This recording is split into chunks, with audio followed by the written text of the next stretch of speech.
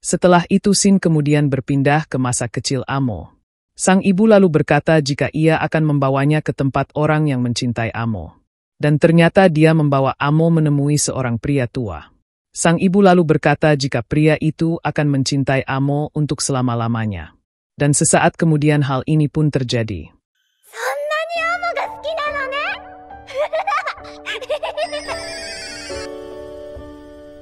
Amo yang polos tak mengetahui jika dirinya telah dijual ke pria tersebut. Setelah itu nampak Amo dibawa ke rumah yang ada di area terlarang Penta.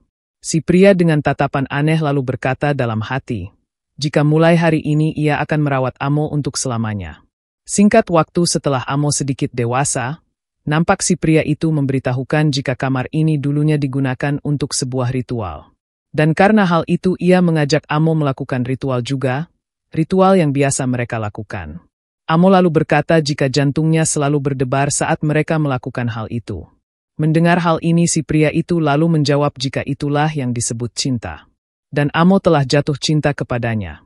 Dan sesaat kemudian hal ini pun terjadi.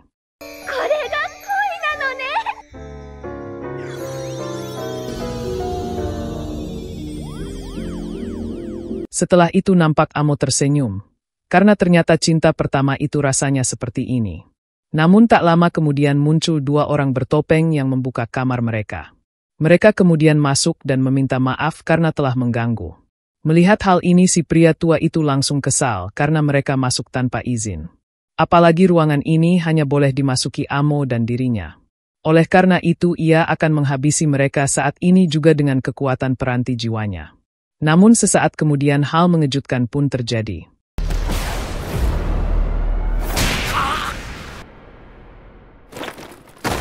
Setelah membuatnya pingsan, mereka kemudian menyerahkan sepatu itu kepada Amo.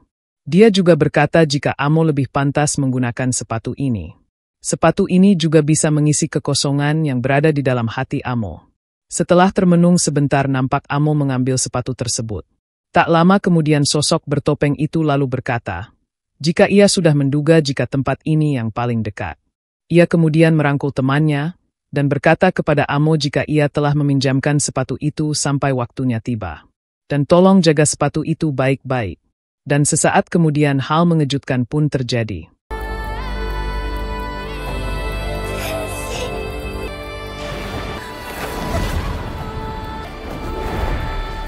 Melihat sosok itu terbang, nampak Amo sangat kagum dengan hal itu.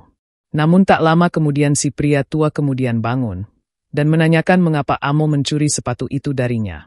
Tak hanya itu dia juga menyiksa Amo, dan berkata jika dia tak pantas menyentuh benda itu. Amo lalu merasa, mengapa ini berbeda dengan biasanya.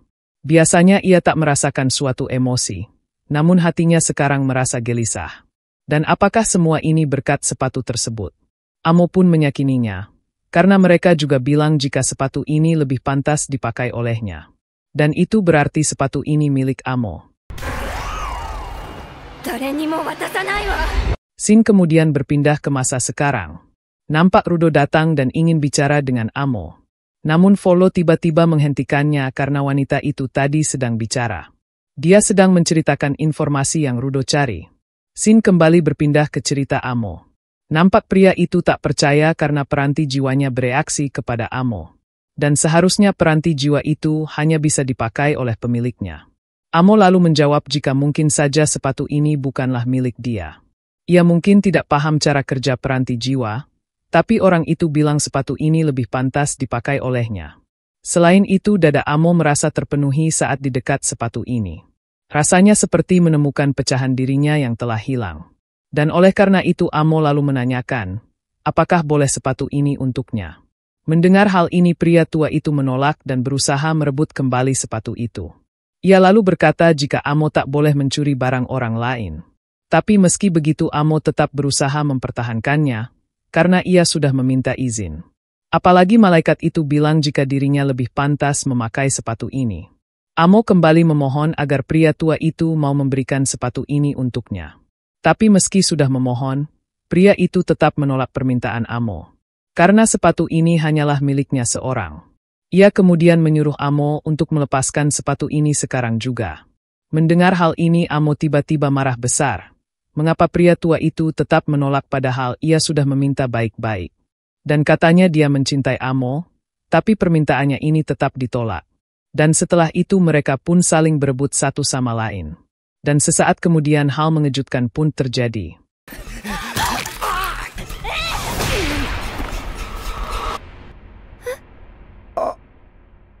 Setelah pria tua itu terjatuh dan meninggal, Amo pun bertanya-tanya mengapa terjadi hal seperti ini. Amo juga menanyakan mengapa ia tinggal bersama pria itu, dan mengapa ibunya mempertemukannya dengan dia. Meski dalam pikiran Amo merasa jika sang ibu telah menjualnya, namun Amo tak percaya dengan hal itu. Amo malah berpikir, jika ibunya melakukan hal ini supaya ia dicintai. Setelah itu kekuatan Amo pun bangkit. Banyak orang datang ke padang pasir ini, dan Amo ingin dicintai oleh banyak orang. Beberapa bulan setelah itu, malaikat itu pun kembali ke tempat ini. Namun kali ini hanya ada satu orang. Mendengar cerita Amo barusan, Volo pun bertanya-tanya apakah malaikat itu nyata. Zangka juga menimbuhkan, apakah mungkin malaikat yang dimaksud adalah Giver yang mempunyai sayap. Namun meski begitu Tamsi tak yakin, karena Amo punya kebebasan menghayal. Dan mungkin saja hal itu bukan sesuatu yang nyata. Rio juga bertanya-tanya, bagaimana mereka bisa menembus perbatasan langit tersebut. Setelah itu Engine lalu menanyakan, kira-kira kapan malaikat itu kembali dari dunia atas. Mendengar jika dia kembali 1 bulan yang lalu, Engine pun sadar jika saat itu Rudo juga baru tiba di dunia bawah. Dan sesaat kemudian nampak Rudo terkejut dengan sosok yang digambar Amo. Mengetahui jika dia datang ke dunia bawah dan mempunyai satu rekan. Hal itu membuat Rudo semakin bersemangat karena itu adalah informasi yang berguna. Ada kemungkinan dia mengejarnya, tapi Rudo tak peduli alasan itu. Dan kalau dia ada di sini, maka ia hanya perlu mencarinya. Dan apapun yang terjadi Rudo akan menemukan orang tersebut. Metode kembali ke dunia atas, alasannya menghabisi Regto, Rudo akan membuat dia mengatakan semuanya. Lalu ia akan membuat mereka meminta maaf di depan makam Regto. Melihat sikap Rudo barusan, Amo pun merasa jika dia mirip dengannya. Sarung tangan itu dan sepatu ini, mungkin cocok dipakai orang yang kehilangan sesuatu. Dan barang-barang ini punya sesuatu yang bisa mengisi kekosongan yang ada di dalam hati mereka. Amo sudah mendapatkan kembali emosi yang seharusnya dirasakan seorang manusia. Tapi saat menjadi manusia, Amo mulai paham banyak hal. Meski Amo ingin hidup bersama orang lain dan ingin dibutuhkan, tapi Amo takut pergi meninggalkan tempat ini. Jadi ia menunggu orang lain datang ke sini, dan ia berusaha menjalin sebuah hubungan dengan orang yang mengunjungi taman kecil ini. Namun semuanya tak pernah berjalan lancar. Lalu sekarang Rudo ingin meminta maaf kepadanya, tapi itu tak perlu dia lakukan. Karena semuanya juga sama-sama bersalah. Mereka hanya tahu cara untuk memukul orang lain. Makanya dunia ini takkan pernah berubah. Mendengar hal ini Rudo lalu mengajak Amo untuk belajar mengulurkan tangan dan berkomunikasi dengan orang lain sama-sama. Ia juga kurang paham caranya, tapi ia juga ingin belajar bersama Amo. Mendengar hal ini Amo pun tersenyum. Setelah itu nampak mereka pamit pergi. Amo tak ingin ikut, karena ia akan tinggal di sini untuk menenangkan pikiran terlebih dahulu. Namun meski begitu, ia mengajak Rudo untuk mengobrol di lain waktu. Tak lama kemudian Rudo dan yang lainnya pun pergi. Dalam perjalanan Engine mengatakan jika mereka belum tahu cara menyeberangi perbatasan. Tapi meski begitu misi ini sudah ada kemajuan. Mereka tahu soal malaikat yang bisa menyeberangi perbatasan, dan peranti jiwa yang punya logo yang sama dengan punya Rudo. Setelah itu nampak Rudo memikirkan, jika ia cukup kesal sampai-sampai memukul Amo. Dan saat tahu jika malaikat itu ada di bawah, kukira ia akan kembali mengamuk. Tapi amarah itu mereda setelah mendengar cerita Amo. Di sisi lain nampak Amo tersenyum, dan lain kali ia ingin meminta mereka untuk menginap. Namun sesaat kemudian hal mengejutkan pun terjadi.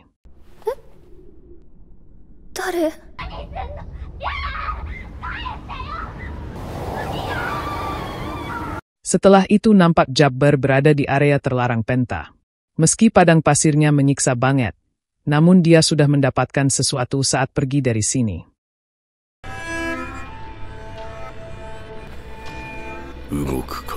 Dalam perjalanan pulang nampak mereka berlindung sebentar dari hujan sampah. Engine lalu memberitahukan jika dunia atas selalu bergerak. Mereka terkadang menjatuhkan sampah seperti ini. Dan rute yang mereka ambil umumnya tidak berubah, jadi orang-orang membangun zona aman menghindari rute tersebut. Hujan ini juga membuat banyak orang mati karena tertimpa sampah-sampah tersebut. Tamsi lalu menambahkan, jika itulah yang membuat orang dunia bawah semakin membenci orang dari dunia atas. Sayangnya meski sangat ingin membalas dendam, mereka akan mati jika menyeberangi perbatasan.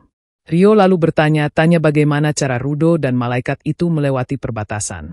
Mendengar hal ini Rudo pun tak memahaminya. Tapi sepertinya ia melihat sesuatu meski ingatannya agak buram di bagian tersebut.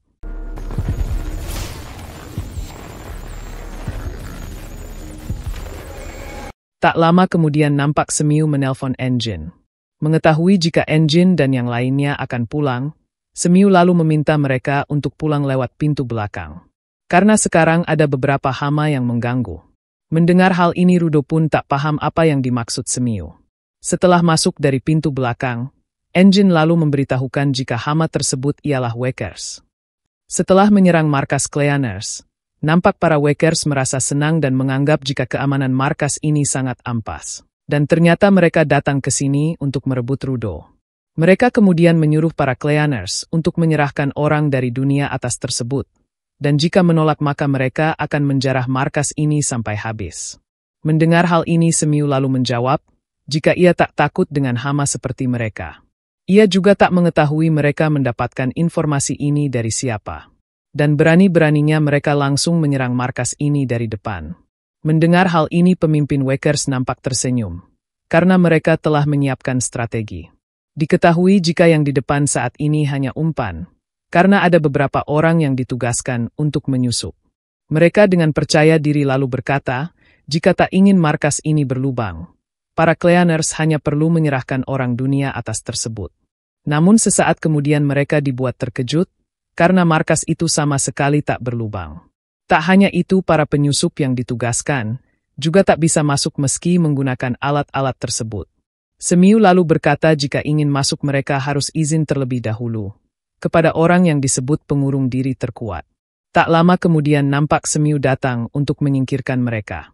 Ia kemudian menyuruh para Wakers untuk menunjukkan kemampuannya. Merasa ditantang mereka pun kesal dan akan menyerang Semiu dengan rudal. Namun sesaat kemudian hal mengejutkan pun terjadi.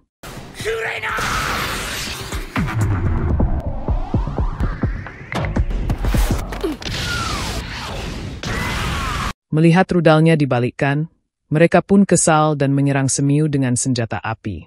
Namun dengan kekuatannya, Semiu bisa menghindari tembakan itu dengan mudah. Tak hanya itu dia juga menghajar mereka dengan tangan kosong.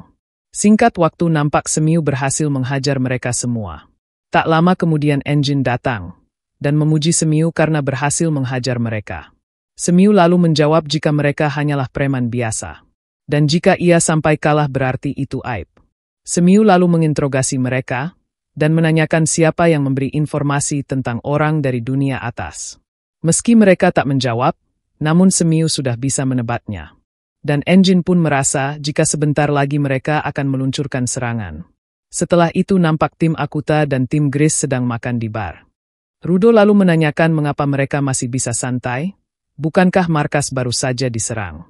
Engine pun menjawab jika mereka semua perlu yang namanya penyegaran. Apalagi setelah kerja mereka harus makan bersama terlebih dahulu.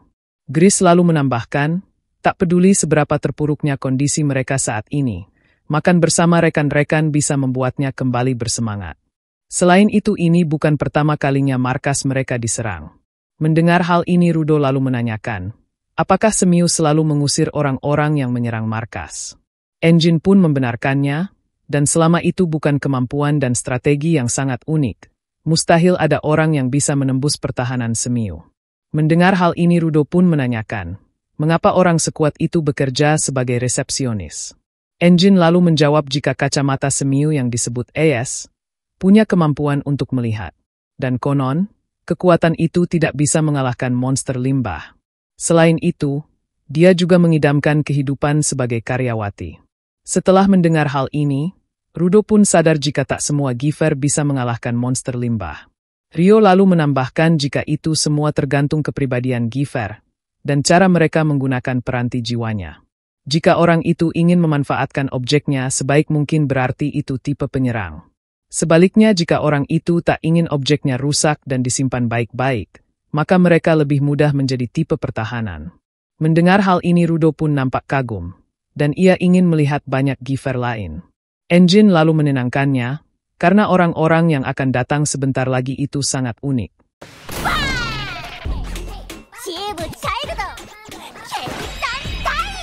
Melihat salah satu dari mereka nampak Rudo mengingat kenangan buruk.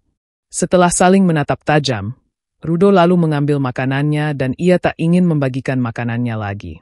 Tak lama kemudian nampak gadis yang memakai kostum itu menyapa Rudo. Namun sayangnya Rudo tak mengetahui siapa gadis tersebut. Mendengar Rudo tak mengingatnya, jelas saja membuat gadis itu merasa syok. Padahal saat pertama kali datang ke markas ia juga ada di sana.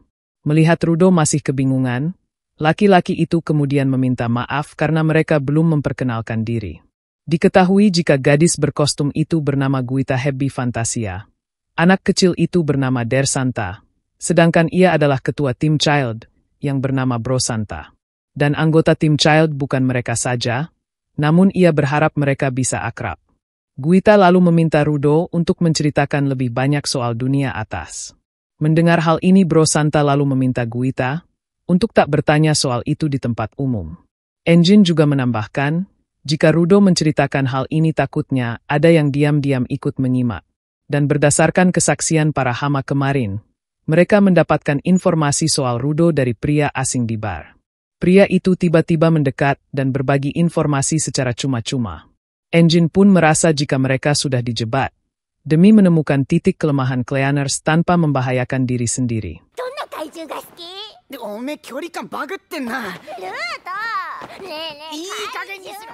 Setelah mendengar hal ini mereka pun merasa, jika sepertinya ini adalah perbuatan para Riders. Engine pun setuju, apalagi ia pernah mendengar jika Riders sekarang itu agak keras kepala. Di sisi lain bar, nampak Rudo merasa kesal karena mereka sama sekali tak waspada. Bersamaan dengan itu nampak pria berjubah menanyakan, apakah mereka sedang diincar oleh seseorang. Rudo pun menjawab jika ia tak mengetahuinya, dan mungkin saja mereka sedang diincar bandit atau sejenisnya. Mendengar kata bandit, pria berjubah itu pun merasa jika bandit yang dimaksud ialah para Riders. Dan jika benar maka mereka sedang diincar oleh organisasi yang merepotkan. Dan berbicara soal Riders, ia mendengar jika mereka sedang berusaha menemukan sesuatu. Ia juga meminta Rudo untuk berhati-hati, karena semenjak bos baru mereka muncul, mereka akan menghalalkan segala cara untuk mendapatkan barang yang dicari. Dan kelompok itu sekarang agak keras kepala. Dan jika Rudo tak hati-hati, maka mereka bisa merebut itu dengan sangat mudah. Setelah berkata hal demikian, pria berjubah itu lalu menunjukkan benda kepada Rudo, dan mengatakan jika para Riders sedang mencari benda yang mirip dengan ini. Dan saat melihat benda itu nampak Rudo merasa terkejut, karena benda itu ialah sepatu milik Amo. Bersamaan dengan itu nampak orang yang berada di samping pria itu melepas jubahnya. Dan ternyata dia adalah gadis yang menjemput Jabbar sebelumnya. Tak lama kemudian pria itu juga melepas penutup kepalanya dan memegang leher Rudo. Ia lalu berkata jika dirinya ialah bos baru para Riders. Ia juga menyuruh Rudo untuk jangan lupa memeriksa ramalan cuaca. Karena jika tidak dia tak akan bisa melakukan persiapan sebelum badai besar menerjang tempat ini.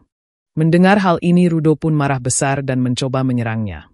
Dan bersamaan dengan itu nampak anggota Cleaners yang lain juga ikut menyerang.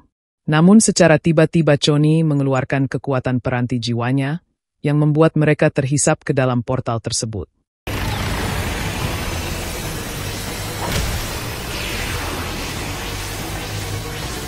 Setelah itu nampak mereka berhasil ditangkap, dan hanya tersisa Grace dan timnya. Di sisi lain nampak mereka dipindahkan ke dalam goa.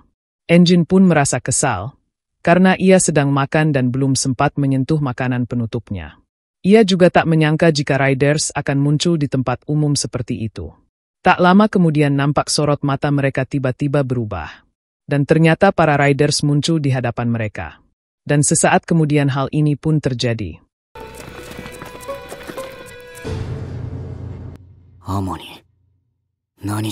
Setelah itu Engine lalu berkata, jika mereka bermaksud menangkap Rudo, tapi maaf saja mereka mendapatkan beberapa bonus. Ia juga menanyakan apa yang mereka rencanakan selanjutnya. Ketua Boss Riders itu lalu menjawab, jika Rudo sebelumnya mencemaskan Cleaners yang kurang waspada. Namun itu salah karena orang dunia bawah selalu hidup dengan penuh waspada. Karena itu mereka tidak pernah meninggalkannya. Dan itu juga alasan mengapa mereka ada di sini sekarang. Namun meski begitu Ketua Boss Riders sudah mengantisipasi semua ini.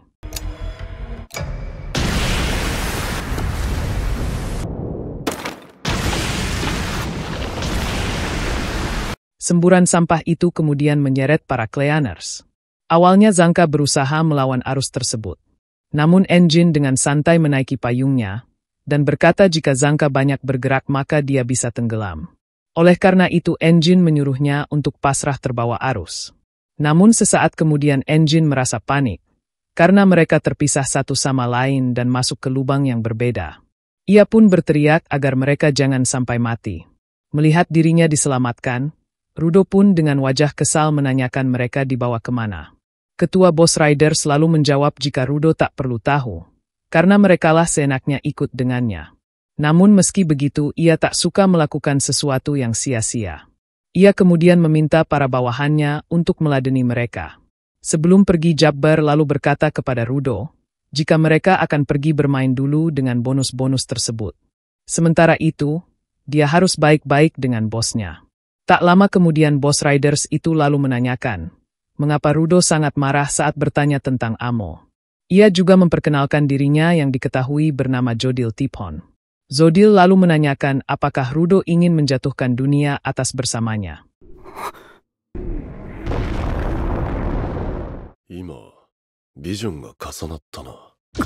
Meski Jodil berkata hal demikian, namun sebenarnya dia belum pernah melihat atau mengetahui dunia atas itu tempat seperti apa.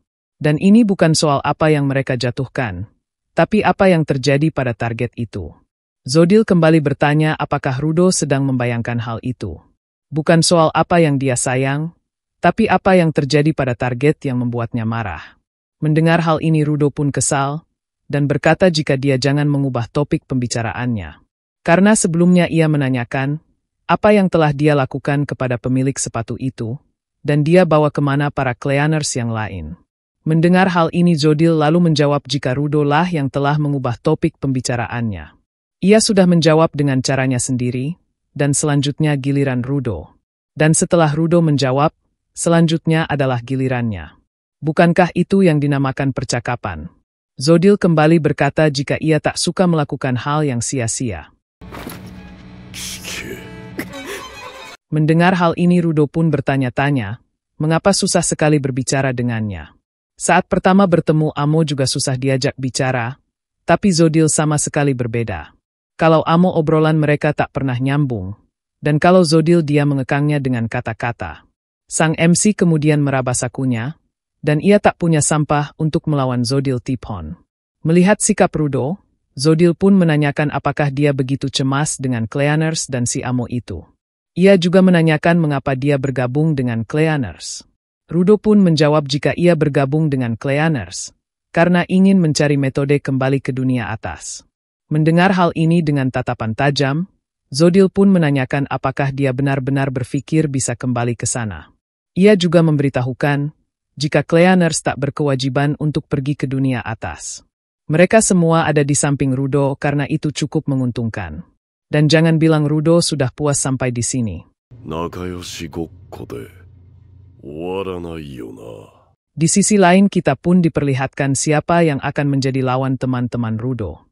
Mulai dari Rio yang akan bertarung dengan wanita berambut panjang yang bernama Amozo, Engine yang akan melawan anak kecil bertopeng bernama Fu Orostor, Bro dan Dir yang akan melawan Om-Om bernama Bundus, sedangkan Zanka akan melawan musuh bebuyutannya. Siapa lagi kalau bukan Jabbar? Jabbar lalu berkata jika ia akan menghajar Zanka sampai babak belur. Melihat Jabbar muncul di hadapannya, Zanka sudah tak peduli dengan apa yang mereka rencanakan. Dan hanya ada satu hal yang muncul di dalam kepalanya. Kalau ia tak menghabisinya, maka ia yang akan dihabisi.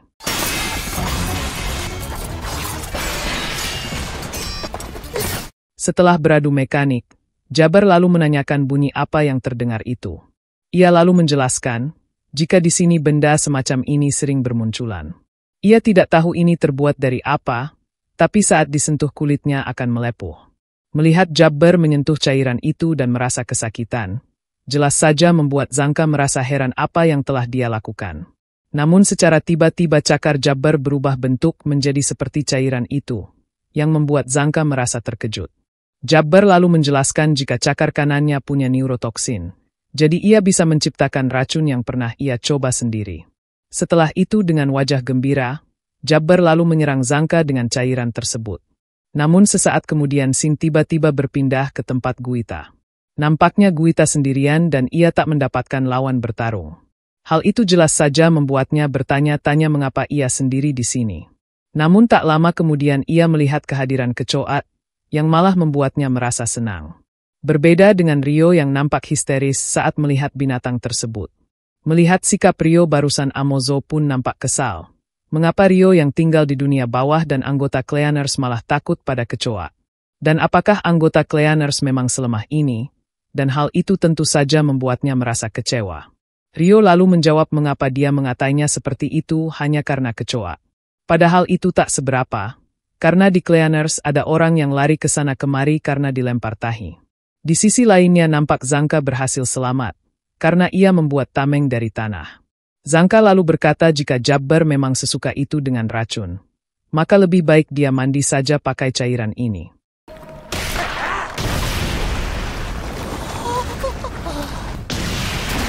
Di sisi lain nampak Engine merasa bosan. Mengapa lawannya hanya diam saja sedari tadi? Dan jika mereka mengincar Rudo dan para Cleaners hanya mengganggu, mengapa ia yang sendirian tak dikeroyok oleh mereka? Melihat sikap Engine barusan, Fu Orostor pun merasa jika pria ini sangat keren. Dan setelah itu kita pun diperlihatkan fakta, jika alat komunikasi Cleaners yang bernama Choker, sama sekali tak berfungsi karena ada di bawah tanah. Di lain sisi nampak Amazo dan Rio mulai mengeluarkan peranti jiwanya dan bersiap untuk bertarung. Tapi sebelum itu Rio lalu berkata, jika ia tak begitu ahli dalam melawan manusia. Namun Amazo tak peduli. Dan jika tak serius maka dia tak akan sempat menolong teman-temannya. Mendengar hal ini Rio pun tersenyum dan langsung mengaktifkan peranti jiwanya.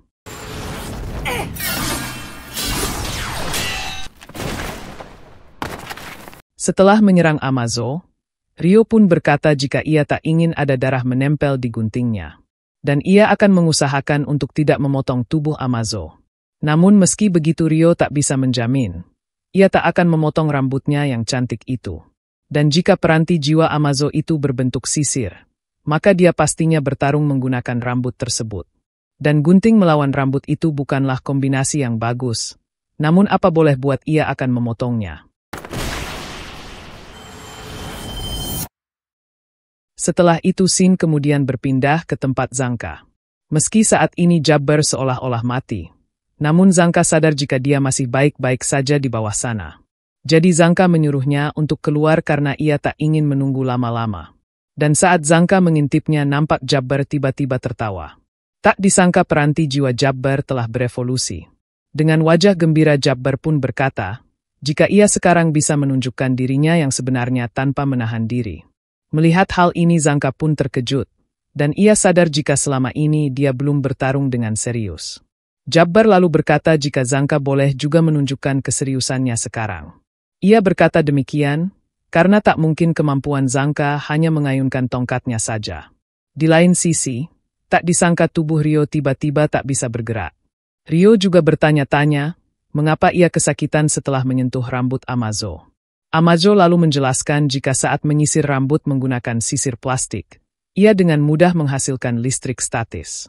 Berhubung peranti jiwanya terbuat dari plastik, jadi ia selama ini hidup dengan listrik statis.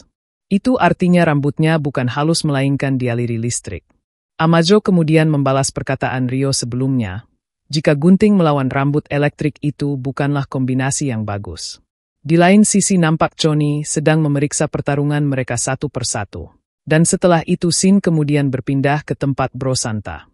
Nampak si Bro melarang Dir untuk tidak memasang wajah seperti itu meski dia adalah musuh. Ia melarang hal ini, karena takut saat dewasa nanti keriput di wajahnya bakal bertambah. Melihat tatapan Dir, Bro pun paham jika dia sedang bertanya-tanya, mengapa mereka yang pergi makan berakhir di tempat seperti ini. Si Bro lalu meminta Deer untuk menganggap hal ini seperti pekerjaan mendadak. Lagi pula dia melompat masuk atas keinginannya sendiri. Si Bro sadar jika Deer selalu penasaran soal Rudo. Dan itu merupakan alasan mengapa Deer ikut ke sini.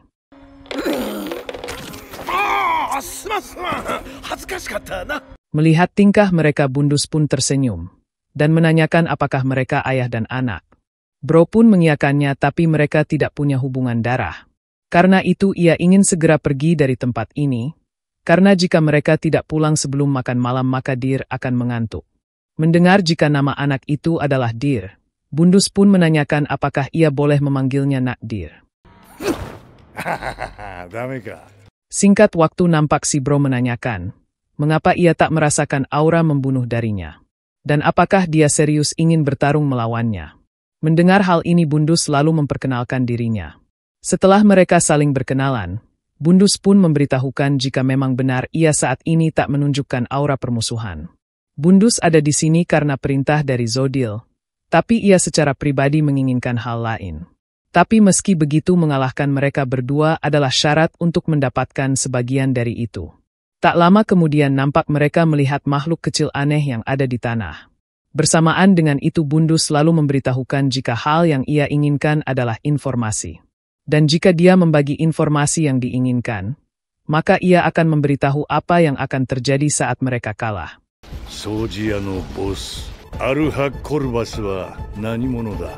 Di lain sisi nampak Semiu datang menemui bosnya, dan berkata jika ada keadaan darurat. Ia melaporkan jika 4 anggota Akuta termasuk Rudo, dan 3 anggota Child telah diculik oleh Riders, dan lokasi mereka belum diketahui hingga saat ini. Gris telah menghubunginya, dan menurut laporan mereka diserang oleh pemilik kekuatan teleportasi. Mereka juga meminta agar mengirimkan regu pencari.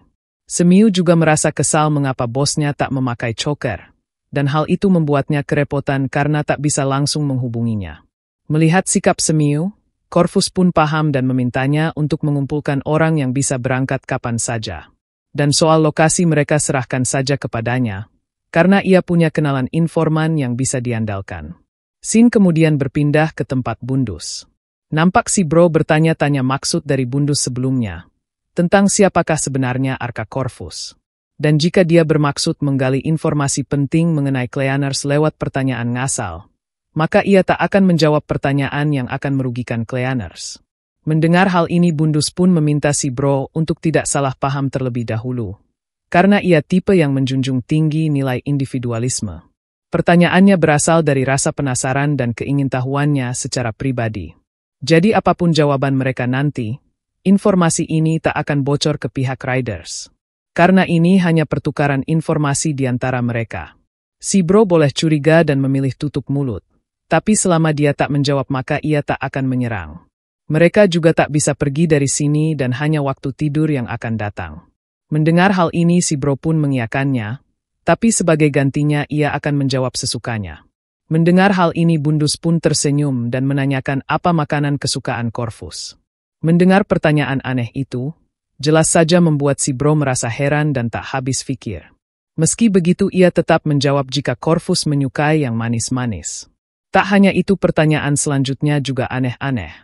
Mulai dari apa yang dia lakukan saat pergi keluar, sejak kapan dia bergabung dengan Cleaners, dan apakah dia pernah melihatnya menggunakan peranti jiwa. Dan semua pertanyaan itu si Bro menjawab tidak tahu, karena ia memang tak mengetahuinya. Si Bro juga nampak tertekan, karena sebenarnya ia ingin menjawab dengan ngasal. Tapi pertanyaan dia itu hanya menanyakan hal-hal biasa, yang membuatnya jadi canggung sendiri. Melihat keadaan Deer, si Bro pun harus segera memikirkan cara atau wajahnya akan penuh keriput. Dan kenapa ia selalu ada di posisi yang serba salah. Setelah itu Bundus lalu berkata jika pertanyaannya telah selesai. Dan sekarang adalah gilirannya. Jika mereka kalah maka Riders akan menjadikan mereka persembahan untuk monster limbah. Ia tidak tahu mereka pernah lihat atau tidak, tapi para Riders berhasil menciptakan beberapa monster limbah sendiri. Mendengar hal ini si Bro pun sadar jika informasi ini sangatlah penting untuk diketahui. Bundus lalu berkata jika informasi yang Bro berikan setara dengan informasi yang ia berikan. Terlepas dari betapa misteriusnya dia, fakta dia menyukai makanan manis berhasil menjadikannya lebih manusiawi. Sekarang ia sudah tahu banyak soal Corvus, dan dia pandai menyembunyikan itu di depan rekan-rekannya. Sin kemudian berpindah ke tempat Zanka. Jabbar lalu berkata jika Zanka tak perlu menyembunyikan kekuatannya lagi. Ia juga mengira jika Zanka sama sepertinya yang terlalu sering melawan orang yang lebih kuat, hingga harus menahan diri saat melawan orang biasa, atau mereka takkan bisa mengalahkannya. Ia suka bertarung dengan serius dan terus-terusan melawan. Dan jika ia masih belum bisa menang juga, maka ia akan makin bersemangat. Karena itu apa ia boleh menaruh sedikit harapan ke Zanka, dan berharap bahwa ada orang selain bosnya yang bisa mengalahkannya. Jabbar kembali menyuruh Zanka untuk memperlihatkan kekuatan sejatinya, atau kekuatan tersembunyi yang ada di dalam dirinya. Mendengar hal ini Zanka pun tak paham apa yang ada di dalam pikiran Jabbar. Sin kemudian berpindah ke ingatan Zodil. Saat itu ia melihat sampah yang jatuh dari dunia atas. Dan saat melihatnya ia sadar jika dunia atas memiliki kehidupan yang makmur. Zodil juga berkata jika makhluk hidup bisa berubah wujud untuk beradaptasi dengan lingkungan tempat tinggal. Ia orang dari dunia bawah, sedangkan Rudo orang dari dunia atas. Tapi kenapa dia memiliki sorot mata yang sama dengannya? Jabbar telah memberitahukan kepadanya, jika ia dan Rudo memiliki bau yang sama. Dia memang agak unik tapi pandai menilai seseorang. Dan karena itulah ia semakin tertarik kepada Rudo, dan ingin bertemu langsung dengannya. Mendengar hal ini Rudo lalu berkata tentang rencana Zodil yang ingin menjatuhkan dunia atas. Menurut Rudo rencana itu belum tentu bisa dia lakukan. Terlebih lagi ia tak terpengaruh oleh orang lain, karena ia ingin pergi ke dunia atas dengan kehendaknya sendiri, untuk menghajar orang-orang yang ingin ia hajar. Dan jangan seenaknya menganggap ia mirip dengan dia dan melibatkan mereka para Cleaners. Mendengar hal ini Zodil lalu memberitahukan, jika di antara orang-orang dunia bawah ada orang yang menyembah sampah dari atas dan menganggapnya sebagai karunia dari langit. Entah itu sampah organik yang membusuk, atau limbah kayu yang menembus tulang dan menghancurkan tubuh mereka. Tetap saja mereka melihatnya sebagai karunia dan menghormatinya. Lalu mereka juga memaksakan itu pada orang lain. Walau itu terlihat janggal bagi orang lain, tapi begitu Rudo terbiasa maka itu akan jadi rutinitas, dan kemudian berubah menjadi hal yang wajar. Dan saat melawan merekalah yang dianggap sesat. Mendengar hal ini Rudo pun mengingat kenangan pahitnya saat berada di dunia atas. Zodil kembali berkata jika tanpa pencetus yang jelas, mereka tak akan tahu siapa yang telah diracun. Tapi ada metode termudah untuk menarik mereka keluar dari ilusi racun itu, yaitu dengan mengguncang mereka. Guncangan itu hal yang sangat praktis, karena ia bisa menyeret keluar isi hati seseorang. Dan Rudo pastinya sudah pernah merasakan hal seperti itu. Berkat guncangan yang Jabbar berikan, dia bisa menjadi seperti itu.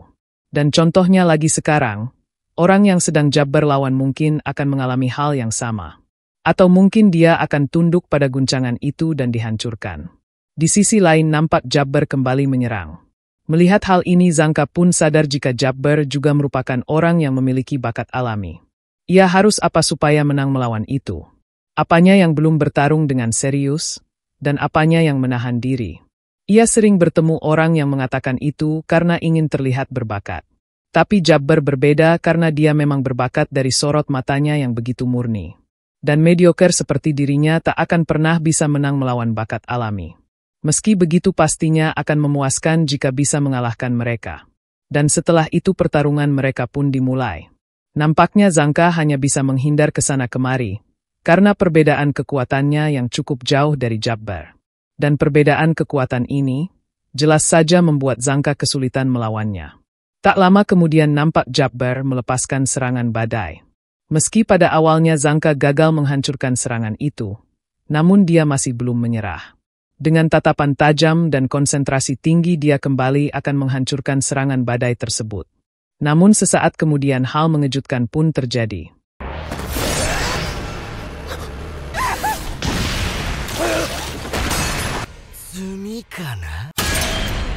Tak disangka Zanka berhasil menahan serangan itu dengan mulutnya.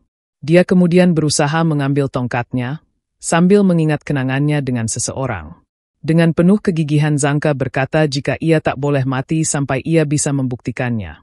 Zangka kemudian mendaratkan serangan yang membuat tulang rusuk Jabbar patah. Tak hanya itu, dia juga meninjunya hingga membuat Jabbar terpental. Jabbar pun kesal karena Zangka telah mematahkan tulang rusuknya dan mendaratkan pukulan di bagian tersebut. Zangka kembali menyerang Jabbar dengan pukulan berturut-turut. Namun Jabbar berhasil menghindari serangan itu dan malah menyuruh Zangka untuk menunjukkan kekuatannya lagi. Mendengar Jabbar terus-terusan menganggap ia belum serius, jelas saja membuat Zangka merasa kesal karena ia tidak seperti itu. Tapi meski demikian dia tak perlu cemas, karena meski hanya mediocre ia pasti bisa menghajarnya. Namun sesaat kemudian hal mengejutkan pun terjadi.